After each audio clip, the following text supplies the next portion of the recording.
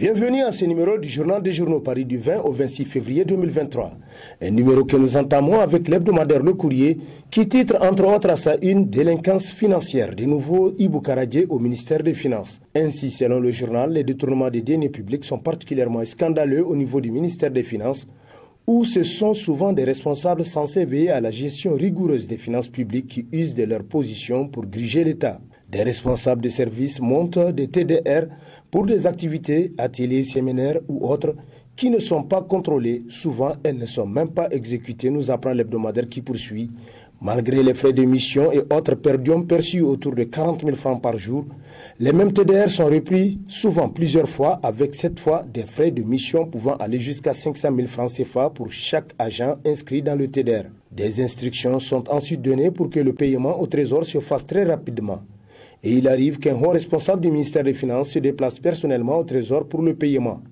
Une fois l'argent décaissé, les agents dont les noms figurent sur le TDR sont appelés pour signer. Il ne leur est pas remis la totalité de 500 000, mais juste 100 000 tels que rapporté par le journal d'après qui les 400 000 francs CFA sont destinés au patron, leur dit-on. Si un responsable ne voit pas son nom dans le TDR, il refuse de le signer pour le paiement au trésor. Un responsable véreux peut ainsi toucher en un seul mois plus de 10 fois le montant de son salaire. Aux agents subalternes, il leur dit « C'est nous qui vous avons nommé, alors vous faites ce qu'on vous ordonne sans discuter », tel que rapporté par le courrier qui constate un véritable chantage. Autre scandale révélé par l'hebdomadaire Le Courrier, c'est celui portant sur l'affaire Bagri. Ainsi, le journal titre « Rebondissement dans l'affaire des langues se délie ». Selon l'hebdomadaire, le détournement présumé de fonds à la Banque agricole du Niger Bagri a pris des proportions exagérées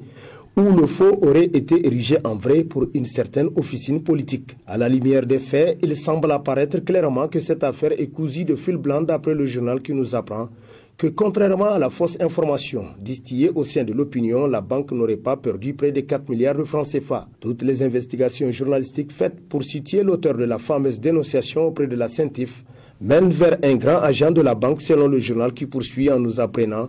qu'avant de saisir la CENTIF, l'agent aurait d'abord tenté d'embarquer la Alcia dans sa combine.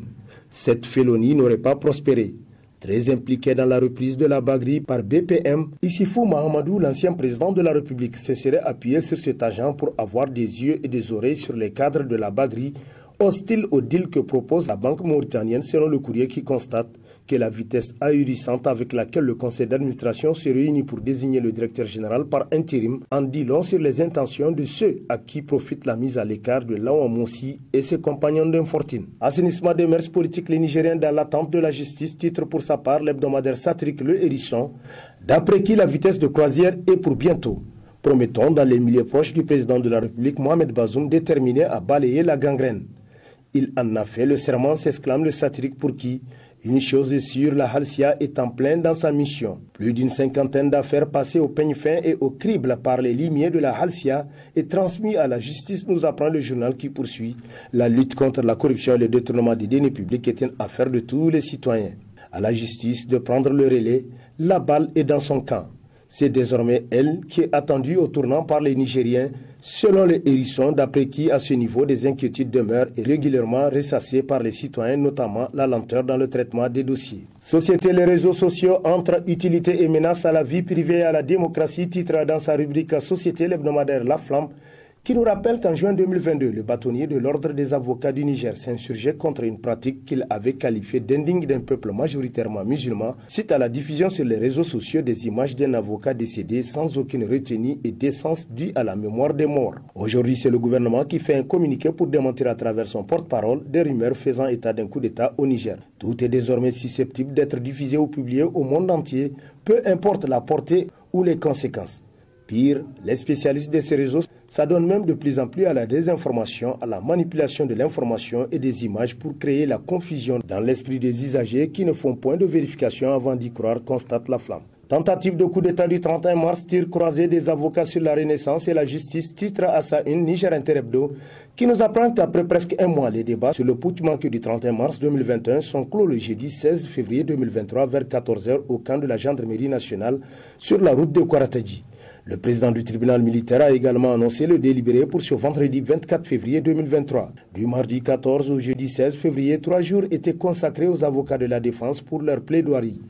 En substance, selon le journal, les défenseurs du colonel Hamadou Djibo et co-accusés ont fait le procès du régime de la Renaissance et ses dirigeants de la justice nigérienne elle-même avant de se prononcer sur les faits pour lesquels leurs clients sont poursuivis. Front social des centrales syndicales sur le pied de guerre s'exclame dans la rubrique Société de sa parution en date du 22 février, le quotidien privé Mouria, la voix du Niger, qui nous apprend de prime abord la création d'un cadre unitaire dénommé Unité d'action syndicale du Niger, UAS Niger.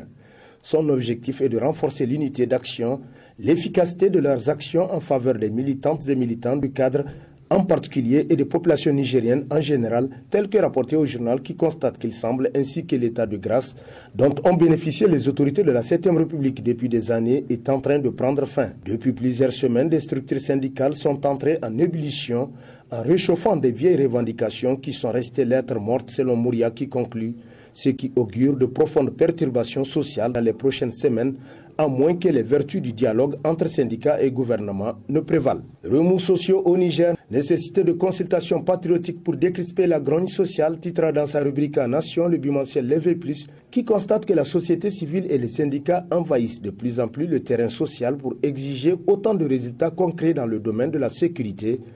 de la justice que des conditions de travail et des mesures de soulagement pour atténuer la cherté de la vie. Face à cette recrudescence de tensions, le régime actuel sait d'avance sur qui compter pour désamorcer la crise, selon le journal Levé Plus, pour qui cet homme fort de son expérience et de sa détermination, on peut sans risque de se tromper affirmer que son implication personnelle contribuera à décrisper la grogne sociale au grand bonheur du peuple nigérien. Union africaine, le Niger assume ses responsabilités, titre dans ses colonnes l'hebdomadaire satirique Le Canard en furie, pour qui le Niger est au carrefour du continent africain. C'est pourquoi de la naissance de l'Organisation de l'Unité africaine à celle de l'Union africaine, notre pays a toujours été présent à toutes les rencontres panafricaines. Nous devons nous tendre la main au-delà de nos frontières pour travailler tous ensemble, selon l'auteur de l'article, Dr Abdoulaye Hassan Diallo, qui poursuit dans l'intérêt commun et tout partager équitablement, quelles que soient nos convictions et sensibilités politiques, car autant nous avons des droits, mais aussi des devoirs. Il faut continuer la lutte et le combat sans relâche parce que l'espoir est au bout de l'effort, tel que rapporté par le Canard en furie. Insécurité, la CNDH condamne fermement les atteintes graves aux droits humains, titre entre autres dans sa rubrique Nation, l'hebdomadaire Le Potentiel, qui nous apprend que la Commission nationale des droits humains a rendu public le 14 février dernier un communiqué de presse relatif à la recrudescence d'attaques terroristes dans certaines localités du pays et du banditisme résiduel. Ainsi, le journal nous apprend que la CNDH, soucieuse de la protection et de la promotion des droits humains ainsi que la recherche durable de la paix, propose que soient créées des conditions d'un dialogue sincère entre les populations afin de promouvoir la confiance entre elles d'abord et entre elles et les forces de défense et de sécurité ensuite. En outre, elle préconise que les politiques en matière de défense et de sécurité déterminées au niveau national, régional et départemental à travers les conseils de sécurité tiennent compte des avis et besoins des populations des communes et villages qui sont les plus exposés afin de faire l'adéquation entre les moyens et les besoins pour atténuer les attaques terroristes, conclut Le Potentiel. Conservation des manuscrits de l'IRCH, le projet est lancé en grande pompe par le ministre Mamoudou Djibo, titre dans ses colonnes le bimensuel L'autre essor, qui nous apprend que ce projet vise à améliorer les conditions de conservation des manuscrits afin de les préserver et de valoriser. En effet, les 10 manuscrits sont dans des conditions de conservation déplorables par le passé car exposés aux aléas climatiques et aux attaques des insectes, rongeurs et leurs corollaires de destruction qui ont à travers l'âge endommagé et détruit progressivement de nombreux manuscrits selon le chef de département, professeur Seyni Moukela, tel que rapporté par L'autre essor qui conclut. À noter que ce projet de 24 mois a été rendu possible grâce au soutien de la fondation Gerda Henkel. S'opposer une espèce en voie d'extinction au Niger, s'exclame dans ses colonnes l'hebdomadaire Le Monde aujourd'hui, qui constate que lentement mais sûrement s'opposer dans ce Niger contemporain, le Niger de la Renaissance, est sur le point de devenir une espèce en voie de disparition. Car la politique au Niger ne semble plus être fondamentalement un sacerdoce, une question d'engagement désintéressé, mais bien une activité lucrative avec bénéfices et pertes. C'est pourquoi certains citoyens nigériens ne croient plus à cette classe politique qui n'aurait pas eu une vertu supérieure à celle du commun des mortels selon le journal qui renchérit. Or, pour se destiner à la vocation politique proprement dite, Les acteurs politiques se doivent d'être exemplaires à tout point de vue. Au Niger, hélas, ce n'est guère demain, l'aube conclut Le Monde aujourd'hui. Cette édition de la rencontre d'échange et de concours scolaires au profit des élèves et étudiants de 9 écoles de l'IPSP, CSP, Mamar et INIMI, titre dans sa rubrique Éducation, l'hebdomadaire Niger Times qui nous apprend que la 7e édition s'est tenue cette année à Konni, regroupant des étudiants de 9 écoles de l'IPSP et INIMI, venus des régions d'Agadez, Maradi et Niamey, ainsi que la ville haute de Konni, sous la présidence du directeur général de l'IPSP, Abdoulaye Sandamaïga. Après Konni cette année, étudiants, encadreurs et responsables de l'IPSP se sont donné rendez-vous à Niamey pour la prochaine rencontre de concours et d'échange entre les étudiants de l'IPSP et ILMI, conclut Niger Times. Et sur ce prend fin le présent numéro de la revue de presse. Prochain rendez-vous, plaise à Dieu dans une semaine avec toujours la même passion de vous servir. Bonne lecture et au revoir.